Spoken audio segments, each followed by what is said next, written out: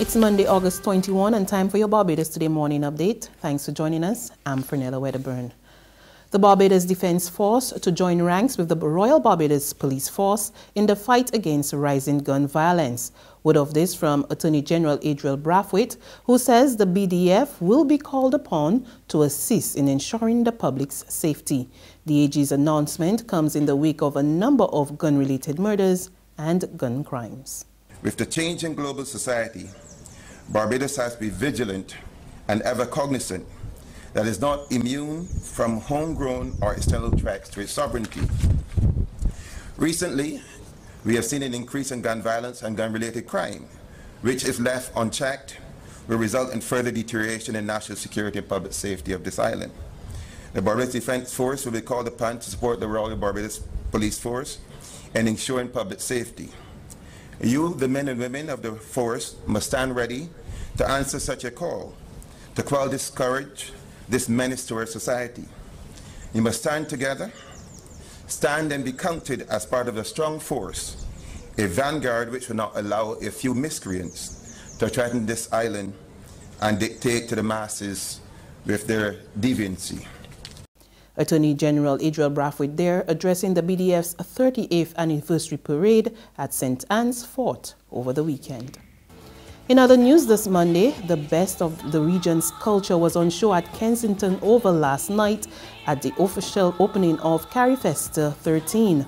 Barbados is playing host to 27 countries, and Culture Minister Stephen Lashley told the gathering, which included Prime Minister Frondell Stewart and ministers from across the region, the Caribbean Festival of Arts showed a true representation of Caribbean unity. He says it also represented the best opportunity for the region to respond to continued socio-economic threats.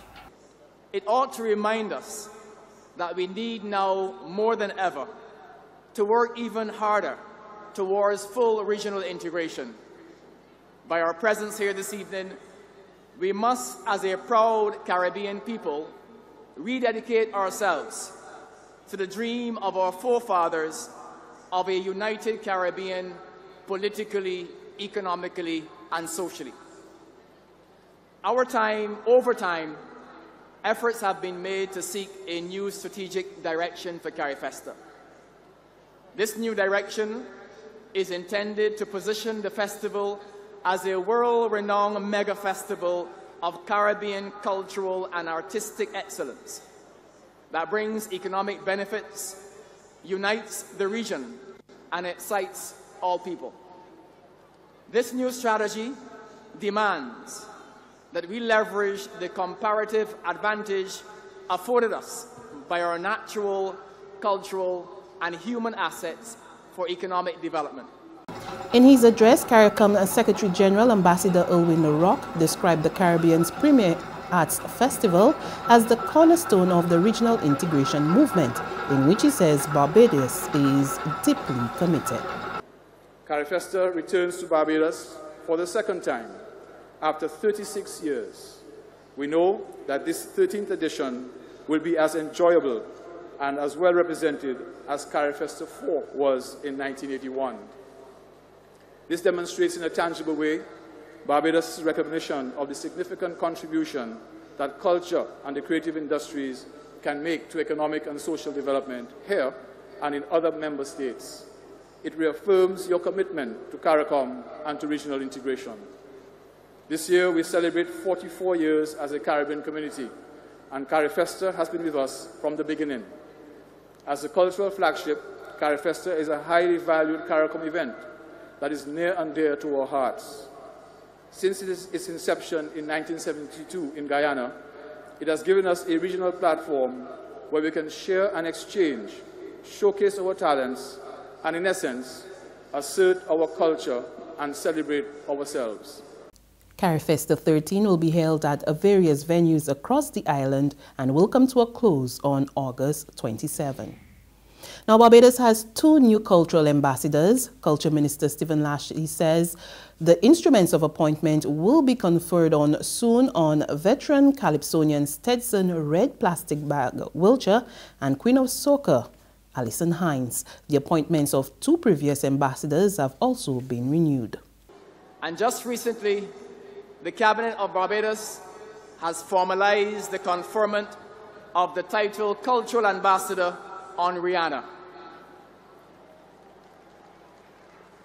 It has also renewed the conferment of the title of Cultural Ambassador on the mighty Gabby. And the Cabinet has already expanded the cadre to include 2 new cultural ambassadors in Stetson, Red Placid by Wiltshire, and the second new ambassador is none other than Alison Hines.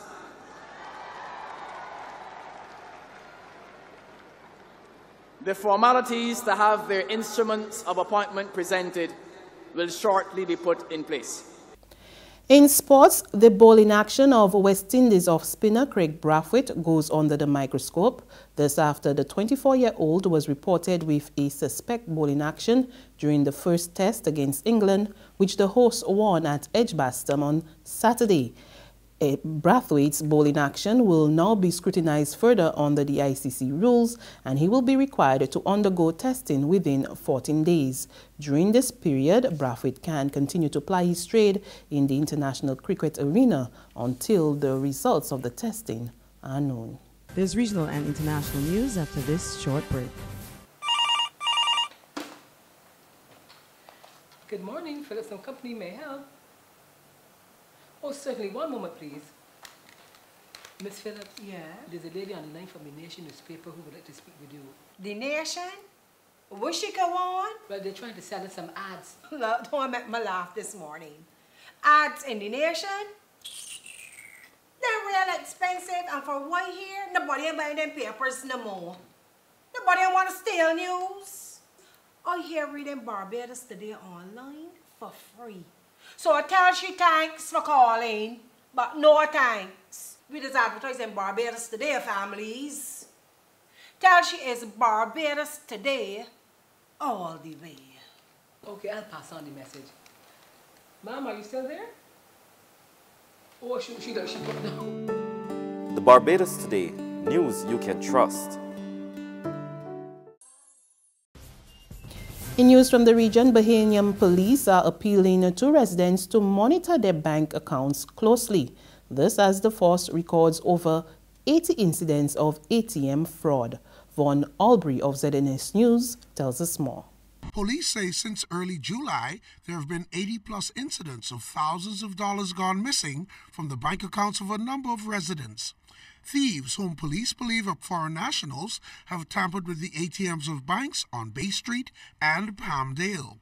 Deborah Thompson of the Police Business and Technology Crime Section said the cyber thieves employ 2 strategies. They create a fake overlay to put over the mouthpiece of the ATM with a card reader. This information, that card reader will then capture all of the magnetic strip, the information of the customers as they use the machine. There's also the pinhole cameras that's been attached to these ATM machines. So when you go to use the ATM, here's what you should do. Shake the mouthpiece of the ATM. If it's easy to touch, or it's rattled, or it appears to be tampered with, do not use the machine. When you use the machine, protect your PIN, get in the practice of covering your PIN as you enter your PIN code on the ATM machine. That will prevent the fraudsters from being able to capture your PIN code for your account. Now, skimming is nothing new, with the police still looking for a number of suspects believed to be foreign nationals since 2014. And finally, Spanish police uncovered 120 gas canisters at a house believed to be the bomb-making factory of suspects in the Barcelona deadly terror attack. According to reports, the terror cell was planning to use the canisters in more attacks on the country, which is mourning the victims of last week's attack. Police have also confirmed that 7-year-old Julian Cadman, who was declared missing during the rampage, was among those killed in Barcelona. And that's news. There's more on our website, www.barbadostoday.bb. You can also subscribe to our e-paper, email updates, and like us on Facebook. We're also on Izumi Media in bus terminals and screenplay at supermarkets and gas stations near you. And you can tune in to Mix 96.9 FM for the very latest. I'm Fernella Wedderburn. Good morning.